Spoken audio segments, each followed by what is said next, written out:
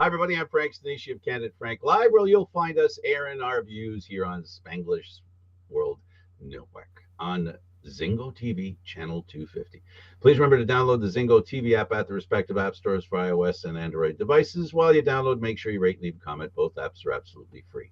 Zingo TV is available on Google Chromecast, Amazon Fire, Fire TV Sticks, Roku Sticks, and also on all smart TVs 2016 forward. Joining me now is Aaron William Freeland. Hi, Aaron. How you doing? Good. How you doing today, Frank? Out of breath for some reason. Oh yeah, because I did that opening in a crazy lunatic kind of manner. All right, we always like to start with the CFL, and you know I got to tell you, it's going to be an interesting weekend. We've got BC and Ottawa tonight. That'll be a really good game. Edmonton and Hamilton. Hamilton looking for their first victory. Montreal and Saskatchewan looking for revenge. Our Saskatchewan, Winnipeg, and Toronto. So of those games, we're going to the game on Monday. That'll be a lot of fun. Definitely. I'm very much looking forward to that. The only issue that I can see us having with that is the fact that they're now setting up for the Molson Indy, which means for anybody who's tailgating, your parking resources are going to be extremely limited. There is a special section set up on the website for that. So if you want to check that out, you can always pop by and make sure that you're going to the right place. Yeah, and they're digging up the parking lot as well. So it's a lot of confusion there. And anyway, what else is new? It's an Argo game. Let's make it more difficult to have fun. Right? Because, that's the way these things work.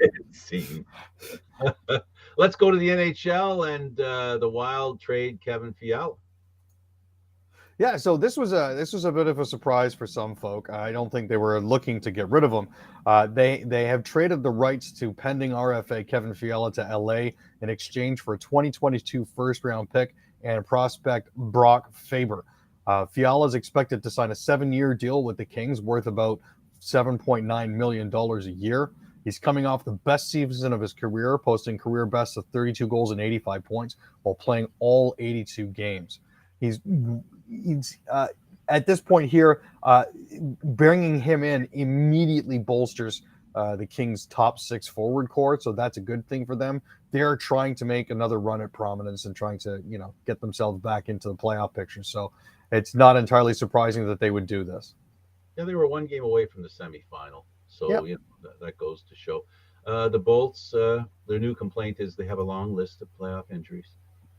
Well, as usually happens after the finals are finally done, teams release their injured lists, and you get to find out how dumb all of these people really are for playing through injuries that they really shouldn't be playing through.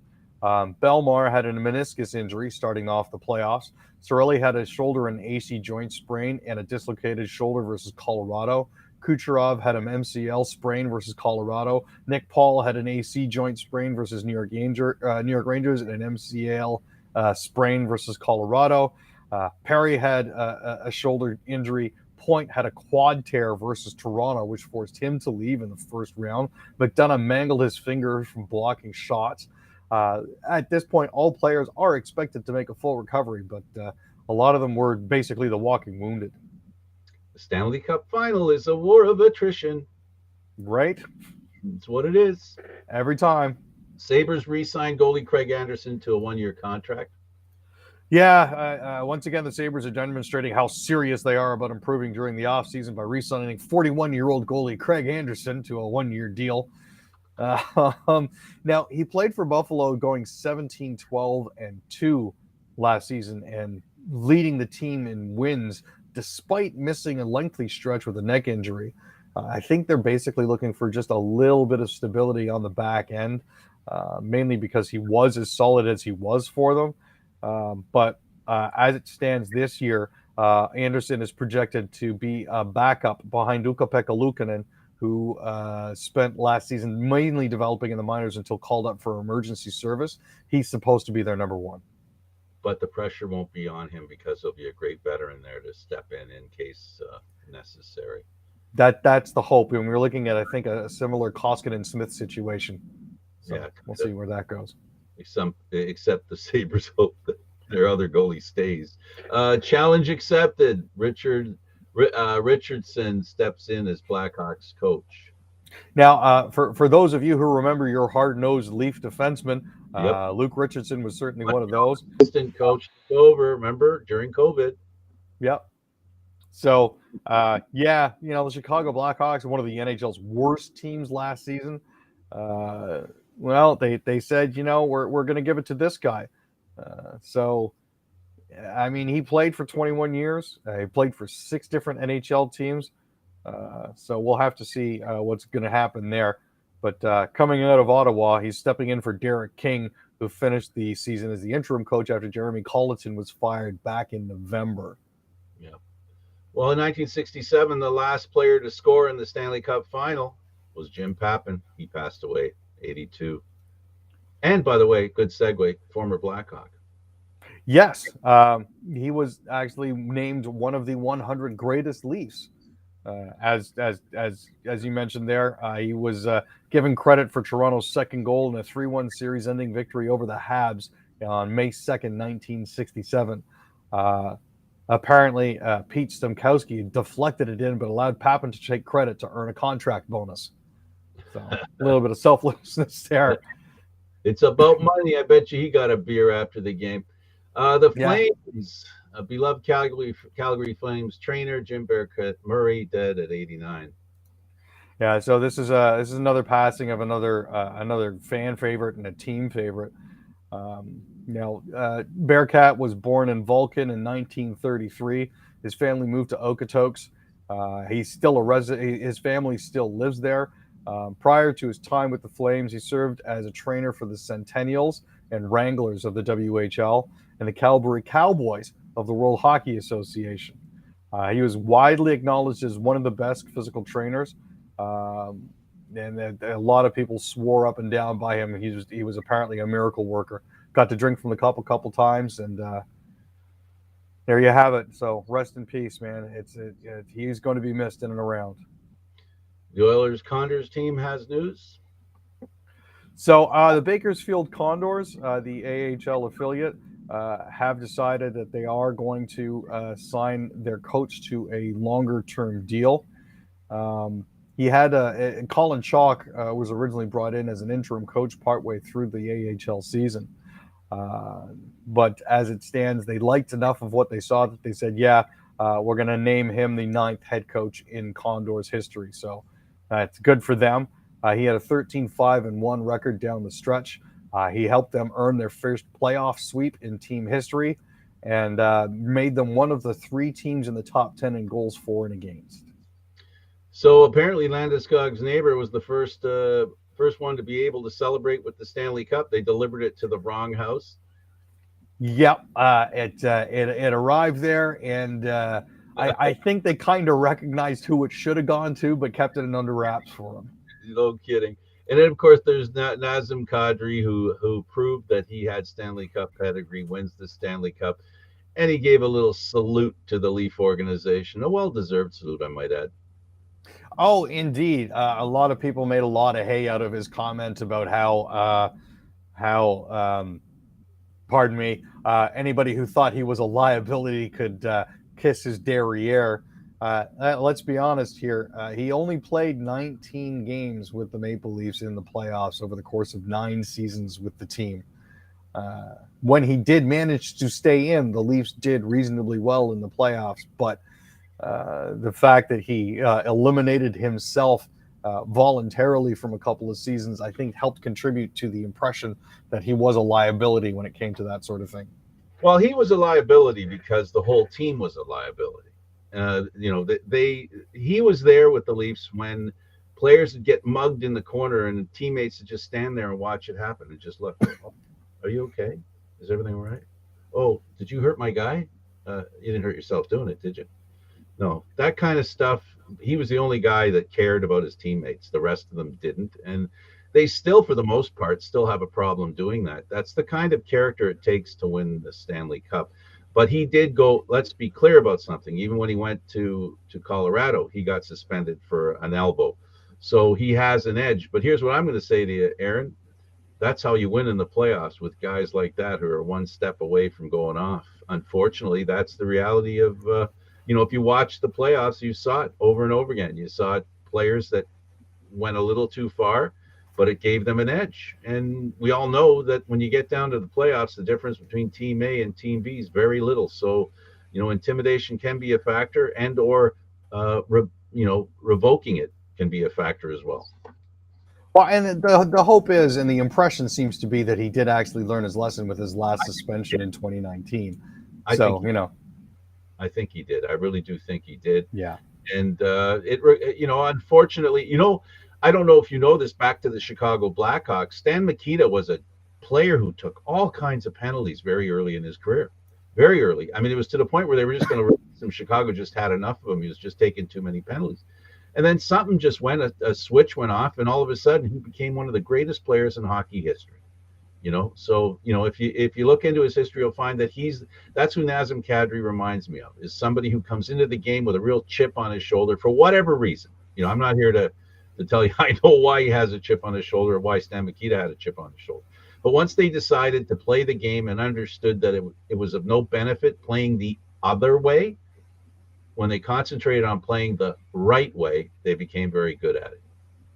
No, and again, it is that learning and that ability to learn that sets a lot of the greater players in this game apart. So Nazem, if Nazem has turned the corner on that, he could very well be getting upwards of 9 for his next contract. Well, we'll see. I mean, like he said, I want to be appreciated, basically, is what he said. Yep. So he might not be in Colorado because that's the issue that the cap world has. No team can afford a big contract the next year unless they're dropping a big contract on their team. So I don't see them dropping too many contracts on this team. It looks like a team that basically is playing just under the cap. And, any young player that they want to give a raise to means that, Kadri's not going to get a raise. In fact, Kadri might not get signed. So if you're a team looking for a little bit of edge, a guy that has a bit of a loose wheel, and you need that kind of, a lot like Kane, the same way Edmonton benefited from Kane. A team can benefit from Kadri. The St. John Sea Dogs, they won the Memorial Cup, darn it, over the Hamilton Bulldogs. A lot of my friends are Bulldog fans. Oh, I'm in the same situation. A lot of my friends are too. As the host town, St. John actually got to put a team in, but they hadn't actually played any games for about a month before the Cup tournament began. They got eliminated. Right? So, but hey, we're hosting, so we're in. Get another chance. But they ended up downing the Bulldogs 6-3 in Wednesday's final. Now that capped off an absolutely magic run for the Hamilton Bulldogs. They swept their first 3 series before getting to the OHL finals before finally transitioning into the tournament. And it's one of those things where you had an absolutely fantastic season, you just couldn't quite pull the trigger on it. So we'll have to see where that leaves them. Just because I know that there are some players that are overage, and there are a couple players that are actually going to be picked up most likely at the draft this weekend in Montreal. So we'll see how that goes. Yeah, and they proved the theory, or at least they have shown a side to the theory of rest versus rust. Yeah, they definitely have. I mean, the Sea Dogs definitely had a lot of rest, but not a lot of rust. Absolutely. They did really well. Congratulations to them. Well deserved. Hockey Canada, Tim Hortons, Esso. Oh, boy. The corporate sponsorship group is shrinking by the day for Team Hockey Canada. Yeah, so this comes in light of the fact that there were revelations by Hockey Canada that the cases that they settled, the payments for those were not made with public money, meaning it didn't come from the government. The payment was made from private or other sources of funds, meaning they sold memorabilia, or maybe they sold off property, or they took corporate donations. So a lot of companies are now taking a good hard look at that and saying, well, we're going to be suspending our support for the World Juniors Hockey Championship coming up in Edmonton, pending the results of the federal investigation here. So we'll see where that leaves them. They have to be careful of. The first thing is these are players a few years ago, through the past few years. Some of them are actually playing in the National Hockey League now, if it's my understanding. Yeah, there are wider implications here. Right. And we have to wonder, and I hope it's not true, that National Hockey League teams that have these players on them helped pay for that. Where did the money come? Bottom line, where did the money come from to quiet this situation? That in itself, You know, transparency for something like this, Aaron, I think we've learned over the years. Transparency is the only way to deal with this issue. Anytime there's an opaqueness to facts, information leads to the that terrible word, cover up. Yeah. And nobody likes cover ups because cover ups are a way of hiding the truth and allowing it to be repeated. And that's the concern, right? That's what I'm concerned about. I'm not concerned about the cover up in the cover up sense. I'm concerned over the people that have done something. Have they really learned not to do something like that again? Because nothing's worse than having someone do something, not be made accountable, and then do it again and maybe even worse. And that's the whole thing that I'm against. I don't know where you fall on that, but I think it's pretty close to that. No, we are not dissimilar in that regard. Now, this Esso and Tim Hortons pulling out also falls on the heels of Scotiabank, Canadian Tire, and TELUS. Now, an important distinction to note here is that all of these companies have said that we're no longer supporting the men's team, but we will continue to support the women's and the youth teams within Okay. Hockey Canada. But they're just not sponsoring the 2022 Men's World Junior Championship. As if they haven't been through enough. But here you go. Hall of Fame, breaking down the Hockey Hall of Fame class of 2022. So this was an interesting one, mainly because they didn't induct anybody last year. So the thinking was they might have doubled up, or they could have or should have doubled up this year in inducting people, but they didn't. So you know, you've got the usual suspects that are currently going into the hall on the men's side. There's Roberto Luongo, Daniel and Henrik Sedin, Danny Alfredson, and in the builders category, Herb Carnegie. On the women's side, you just have Rika Salonen who's going in. I mean, I can think of a few other people that deserve to be in the Hall of Fame currently that weren't picked, but that's, you know, for another day. The issue that we have here is there are 18 people that decide who goes into the Hockey Hall of Fame, and you got to get first place votes from, I think, 14 of them. There are only 2 women's spots every year, but there are almost always 4 men's spots and 1 builder. And the fact that nothing was done with this regard last year, a lot of people are feeling, and a lot of people have indicated that they thought it might have been better to induct more women, because there are certainly women players out there that are deserving of being in the Hockey Hall of Fame, but that's where we stand now. We'll see. Everything's relative, in my opinion. Chicago Wolves defeat Springfield Thunderbirds to win the 2022 Calder Cup. So the Chicago Wolves pulled it off. They won the series 4-1. So that's very exciting for them. It's their third in team history. Josh Levo, ex-Maple Leaf legend Josh Levo, won the Jack A. Butterfield Trophy as playoff MVP after scoring 15 goals and having 14 assists in 18 games for the Wolves. It was the highest point total by any player in the AHL in the past 14 years. So the Wolves are the AHL affiliate of the Carolina Hurricanes. The Thunderbirds are the affiliate of the St. Louis Blues. Now, during the celebrations for this, there were some shenanigans. In particular, Chicago goalie Alex Lyon, who was suspended for 2 games as a result of his actions following Game 5. I don't know if you saw the pictures, Frank, but in his exuberance, he flipped the camera 2 birds. Oh, jeez. And the AHL deemed that was conduct unbecoming. Therefore, he will miss the next 2 games for which he is on an active AHL roster. You know, after winning a championship, do you really have to go there? I think exuberance of youth. I can see somebody doing something like that because we won. But you know, it's not necessary. I don't. I don't. I'm glad they suspended him, and I hope he learns his lesson. Looking at the MLS and Toronto FC, they brought in 2 very important players, Criscito and Insigne. A great defender and obviously a good offensive player as well, a key player. In time for another Canadian championship. They play a final in Vancouver, Aaron, where the Toronto team has won. They're trying to win their 9th in 15 years. in that Canadian Championship, if you can imagine that. Vancouver's looking to win their second. Well, it's definitely going to be an interesting game, and if both Crescido and Insigne get into the game, then that should be absolutely fantastic to watch. Well, we're waiting for them to get in there because the window hasn't opened yet for them to be able to play.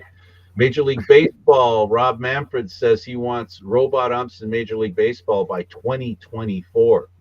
And he hints at expansion to 32 teams. Can you say Les Expos? I can definitely say Les Expos.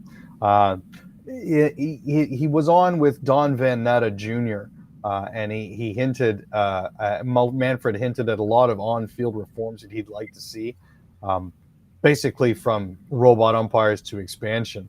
The automated strike zone system, as they call it, or robo umpires, would likely be introduced full-time by 2024, he said. The idea is, at this point, the umpire sounds like he's basically just going to be there for window dressing, and the balls and strikes would be transmitted to him via an earpiece. Another option that they have is a replay review system of balls and strikes, which each manager getting several challenges a game. Now, the system is being tested in the minor leagues and has actually shaved 9 minutes off the average game length. And it's because they've introduced the automated strike zone, which seems to be working for them. A strong case for bringing in robo umps can be made, but in particular by referencing Angel Hernandez. He of the 86% accuracy rate, he's definitely making a strong argument for robo umps at this point. Absolutely. Now, on the issue of the Expos coming into Major League Baseball, needless to say, they're going to be in the East Division. The question is, will they go into the National League East Division like where they were, or will they come into the American League East? If I'm the Expos, I'm going, no, I'd rather go to the National League. Thank you very much.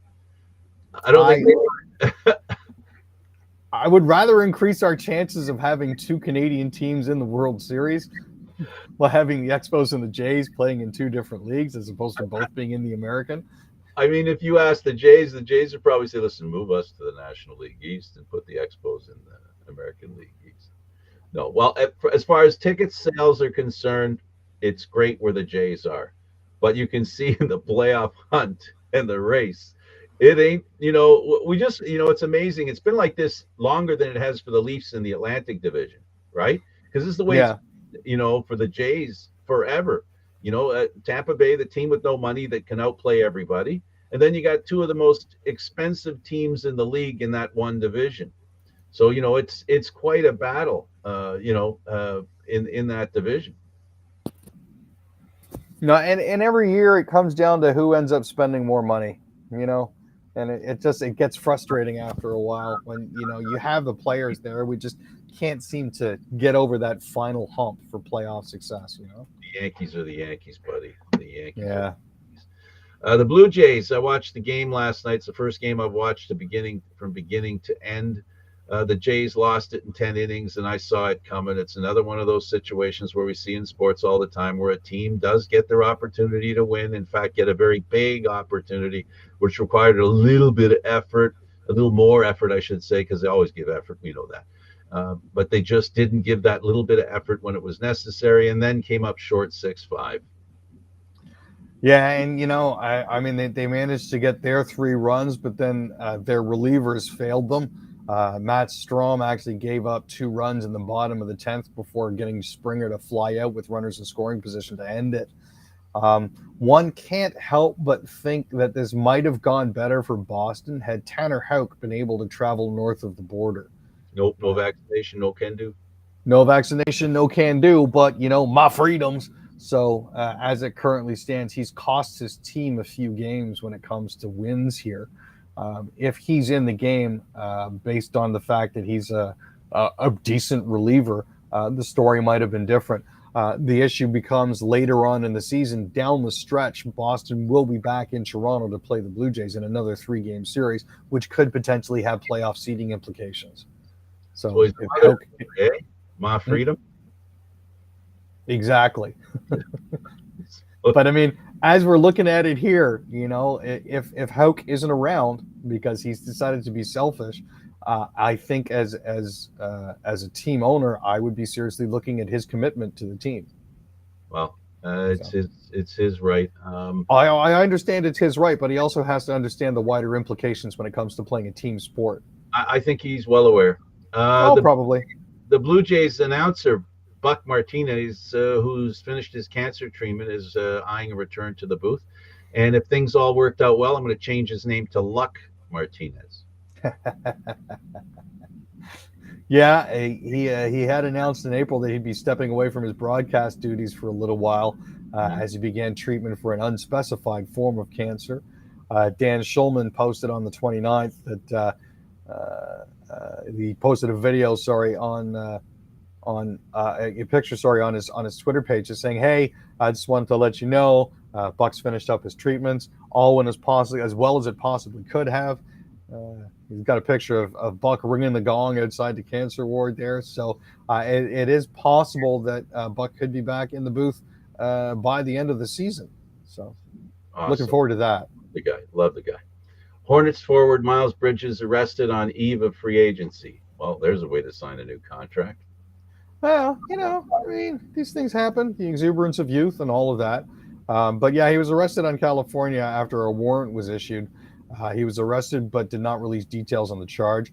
Apparently, according to TMZ, Bridges is facing felony domestic violence charges. The Hornets did release a statement in which they said that they're aware of the situation involving Miles Bridges. We're in the process of gathering additional information. We have no further comment at this time. His agent, Rich Paul, has not returned phone calls left by the Associated Press, but he is anticipating getting a max contract this next year. So we'll have to see how this plays out. At 6'7", 225, Bridges is one of the more dangerous power forwards in the league.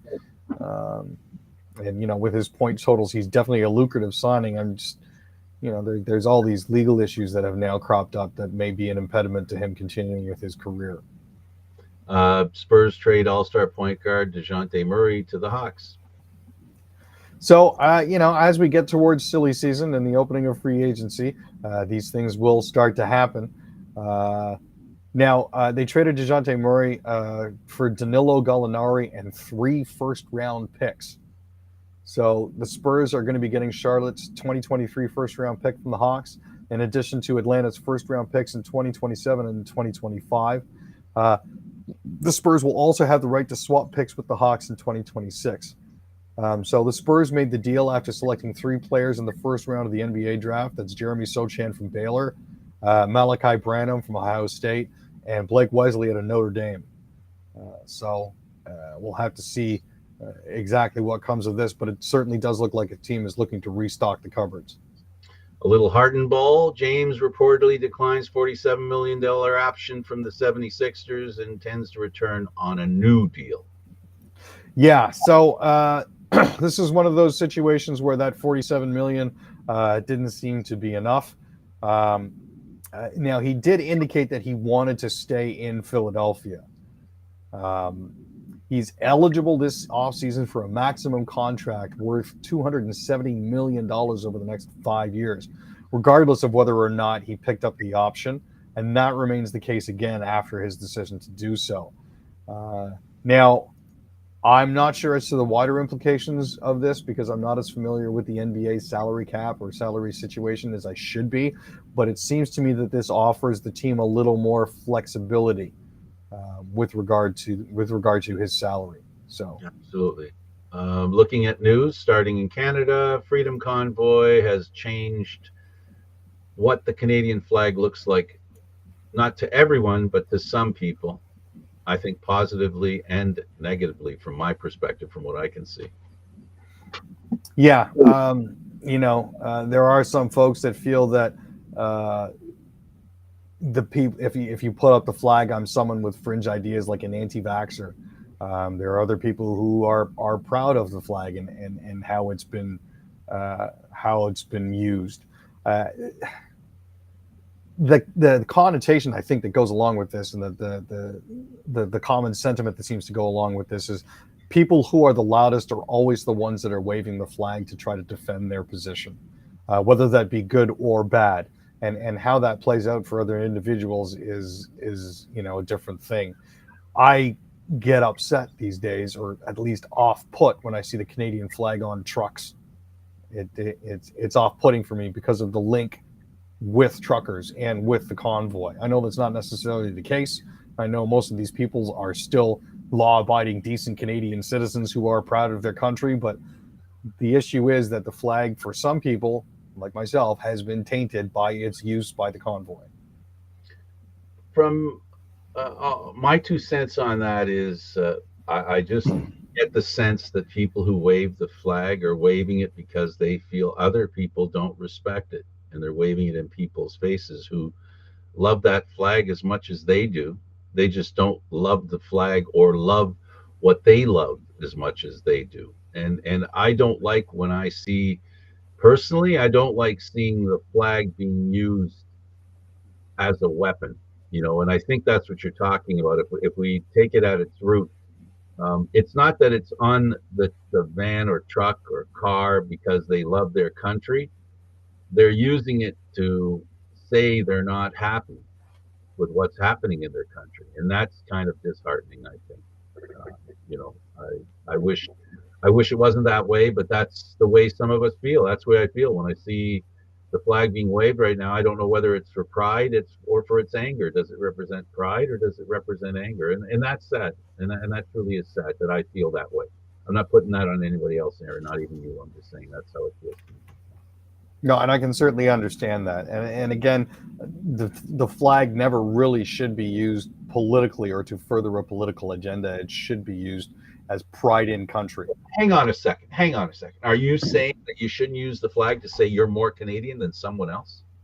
I'm saying we're all Canadian. What Sorry. makes you more Canadian than anybody else is really depending on your definition. No, but I'm saying, but that's to me what it is.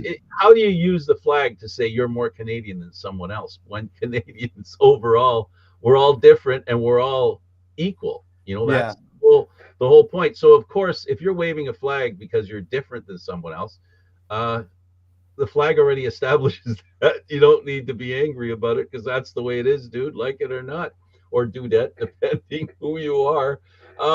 Soldier charged with criticizing vaccine mandates arrives in Ottawa amid protest fears. So this is oh poop, yeah. So this is a Canadian soldier who protested in uniform against the vaccine mandates.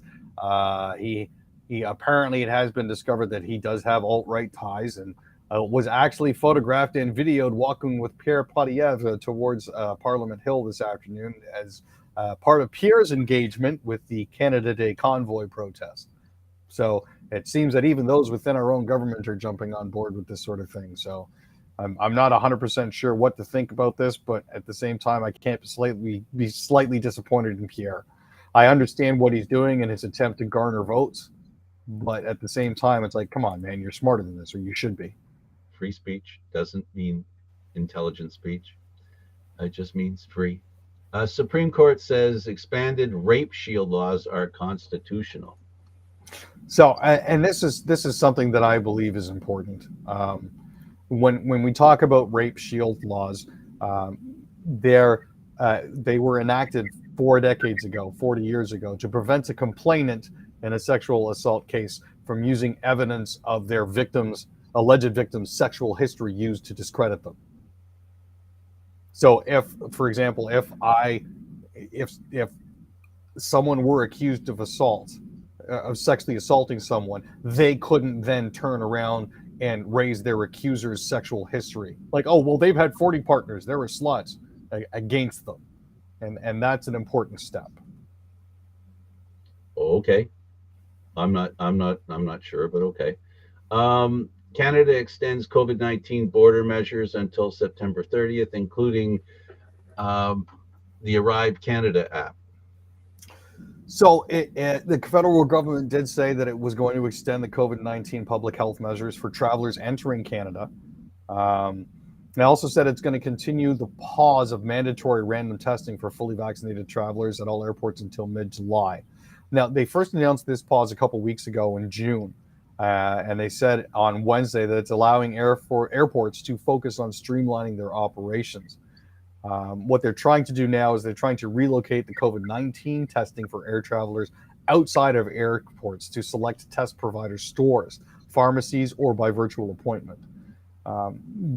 I guess the idea here is to try to sort of streamline everything and try to help alleviate some of the bottlenecks that they've been having. But we'll have to see how that all plays out. Now, I'm going to be flying within the country, so I don't anticipate having these issues in September, but we'll have to see how it all plays out by then. I hear you. I hear you. Freedom Convoy organizer Tamara Lich arrested for breach of conditions by the police.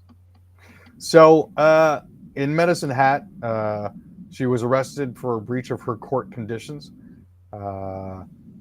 They are currently awaiting further details from the RCMP, but again, he couldn't confirm the location of the arrest. But the arrest apparently happened in Monday in Medicine Hat, where she lives. Chris Barber and her are jointly accused of mischief, obstructing police, counseling others to commit mischief, and intimidation. She was given a long list of conditions, which, you know, in writing and in principle should be easy to follow, but I guess she just couldn't. Oh, well. Yeah. Explosive. Let's move around to the provinces. Explosive devices found in vehicle connected to BC bank robbers that were killed. So the chief of the Saanich BC Police Department said that there were explosive devices found in a vehicle related to suspects who were gunned down outside a bank. This was where 6 officers were shot and 2 suspects were killed in a shootout with police on Tuesday, the 28th. Now, they're investigating the possibility of a third suspect, although they don't believe that there's currently a risk to the public. But they did find explosive devices there. In Alberta Utilities Commission approves 31 million ATCO fine, says in the public interest. So basically, the Utilities Commission has approved a $31 million fine proposed for ATCO Electric's attempts to overcharge ratepayers for costs it shouldn't have incurred. ATCO agreed to pay the penalty after a commission investigation found it deliberately overpaid a First Nations group for work on a new transmission line. They failed to disclose the reasons for the overpayment when it applied to be reimbursed by ratepayers for the extra cost. Basically, they got busted trying to grease the wheels. Yeah. Multiple tomatoes, huge tail hit the prairies. So this is an ongoing series of storms that keep coming, and they still keep coming. But yeah, the first tornado happened near Manitou Beach. The second was near Margot, and the third was near Simric. These storms are actually progressing across Saskatchewan and into Manitoba, so it's an issue. There are on average 8 tornadoes per year. So far in 2022, there are on average 42 tornadoes per year. In 2022, so far we've already had 8. So we're well on our way to getting there. My diabetes is finally affecting me. I saw tomatoes and I saw tail. Manitoba, tornado warnings issued in Manitoba as storms track across the prairies. Yeah. So, and again, this is a follow-on from the storms in Saskatchewan. Duck Mountain Provincial Park and Provincial Forest, the municipality of Minitonas and Bozeman, Swan Valley West, and the regional municipality of Mountain, including Cowan and Camperville. As of 7:18 p.m. yesterday, Environment Canada had indicated they were tracking severe thunderstorms, so those areas are under tornado watch. So keep your heads up, people. Tornado watches have also been issued for Kamsack, Kenora, Priestville, Yorkton, Melville, and Esterhazy. So again, keep your eyes peeled. If you hear the warnings, get to safety. Absolutely. Be careful, folks. Ontario, Quebec face holiday storm risk as heat and humidity build. Been getting hot and humid. Yep. Now, and again, this is a follow-on. The same storm systems that brought tornadoes and hail to the prairies will be moving into central Canada here just in time to kick off the holiday-long weekend. So we could potentially be seeing supercells and tornadoes over northern Ontario and Quebec over the next few days. There is actually supposed to be a low-pressure system that spawns severe thunderstorms in BC, and the prairies that is making its way across as well. So the major chance that we're looking at for severe weather is actually going to be tonight, leading into Friday morning. Montreal police announce they have a second arrest in a drive-by shooting of a 15-year-old. So there was a drive-by shooting of a 15-year-old girl last year, and this was in February 2021. That was Miriam Bundayi that passed away. Um, Commander Paul Verreau of the Montreal Police Service said that they've arrested a 27-year-old man, Salim Tawabi, who was arrested Monday. Um, and there was another suspect that was directly involved with the shooting. So they're looking at we're finally wrapping that up. It's been a while. I am glad that there's been a little bit of closure here. Uh, which sounds similar of the young mother who was pushing a carriage in New York City, and she was shot. Somebody walked right up to her, shot her in the head, killed her. The infant's fine. I think a 3-month-old. Just unbelievable. Here in Ontario, the Ontario government provide more relief at the pumps. So here's the here's what they're doing. Starting July 1st, the Ontario government is cutting the gas tax, sorry, by 5.7 cents per liter, and the fuel tax by 5.3 cents per liter for 6 months, beginning July 1st. So that is a total between the gas tax and the fuel tax of 11 cents a liter. So based on where gas prices currently stand at approximately 202 a liter, keep your eyes on the pumps tomorrow to see if we actually get down to 191. If we don't get down to 191, then you know exactly who is jacking prices, and it's not the government. A couple of days ago, I paid 192 at Costco in Barrie. Nice. I'm paying 202, 203 down here, so it is what it is. Costco, they have a little bit of a discount for their customers. Killer who stabbed family was charged with stalking, sexual assault days before the attack. Can you say red flag? Oh, you can definitely say red flag on this one. It was a mother and her 2 daughters that were stabbed on Monday night. The son of the family's next door neighbor, who had a romantic interest in one of the victims. Graves appeared in court on his first criminal offenses. He was arrested on Thursday, then charged and released from custody on Friday. Anne Marie Reddy is deceased, as well as her 15-year-old daughter, Jasmine. Catherine Reddy is the 19-year-old daughter who survived both the stabbing and being shot by Ottawa police. So the suspect in question was killed by police at the scene, but not without additional injuries from the police officers who were there to save her. Yeah, too bad. Response to mass shootings should be political and immediate, survivor says. Yeah, a lot of people are saying that the mass shootings shouldn't be politicized. But Heidi Rastian, who was a student at Montreal's École Polytechnique in December 1989, said that they definitely should be. The Conservatives and the gun lobby have been falling over themselves, claiming that the orders in council were some kind of devious, self-serving political move that exploited the Nova Scotia mass shooting tragedy. While for the majority of Canadians, banning assault weapons is the right thing to do to prevent mass shootings. So she's of the opinion that the responses should definitely be political to this sort of thing. I think what she means, though, Aaron, and you can disagree, is that she expects a better political reaction to what happened, right? Yeah, as opposed to the Conservatives siding with the gun lobby over this sort of thing and I don't crying think foul. I think the way she means is that there should be a response, and that response, politics is all about voting, and for all that's going wrong, and for all that the politicians are offering, they can only attract the attention of less than 1/3 of the people to vote. That says a lot about our political system, and I bow my head in shame thinking about it. Yeah, it is truly unfortunate that those people that are elected to serve us don't really, They don't inspire us to go vote. that too. I I just it sounds like they're arguing about the same 20% of important things. You know what I mean? Like there's a lot of other things that if people would talk about politicians, I, I guess I guess it's just like whatever sounds cool. Let's talk about that and see what that gets us. I know you understand that I have I'm a past person of the left, and now I'm more central.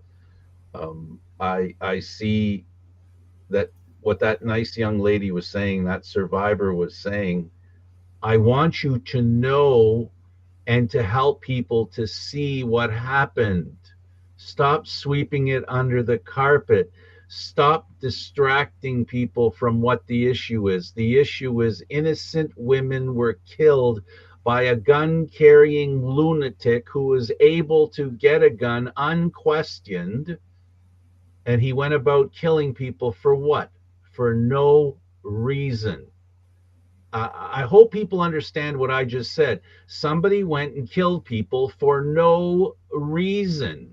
So, the political reaction should be is Frank should be I should be able to vote for somebody who clearly is on the side of that. The problem is it turns into a political discussion, and it becomes the liberals say, well, let's outlaw all these guns. The conservatives say, well, you're just outlawing guns because something bad happened. I say both are true. you know, you're outlawing guns because something bad happened, and you can't have a repeat of it. But anyway, it saddens me to remember those women that were killed. It was a real different situation that we haven't experienced in Canada very often. That was such a terrible visit to a terrible ordeal for a young group of innocent people. Just terrible. So I don't know.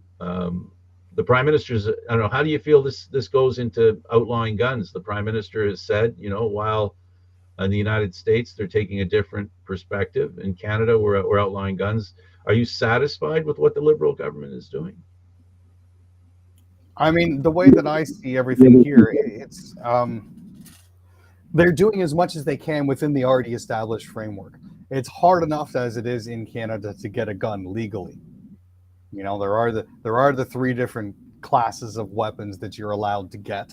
And you do still have to take a gun safety course to get it. I'm relatively satisfied with that. What I kind of wish would happen would be better enforcement of the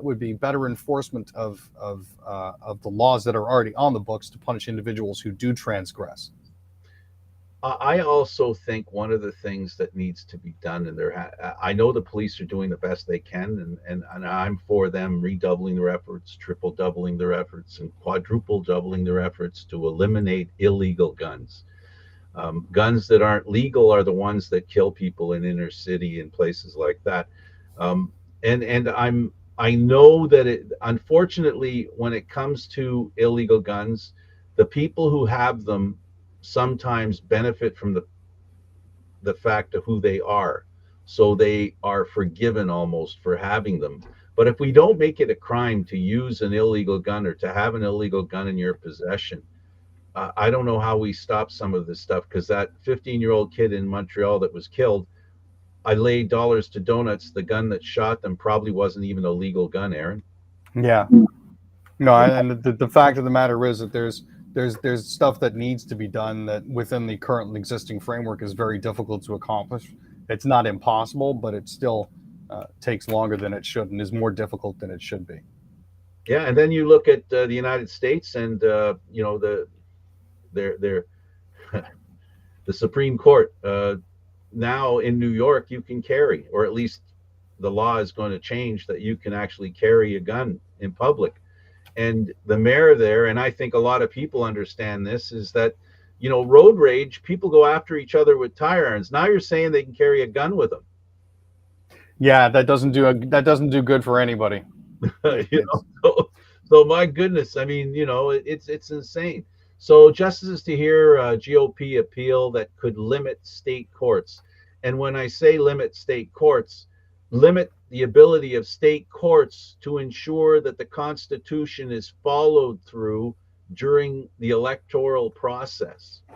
Yeah, this is something that is coming from North Carolina Republicans, and they're seeking to clamp down on state courts' authority over congressional redistricting, as well as elections for Congress and the presidency.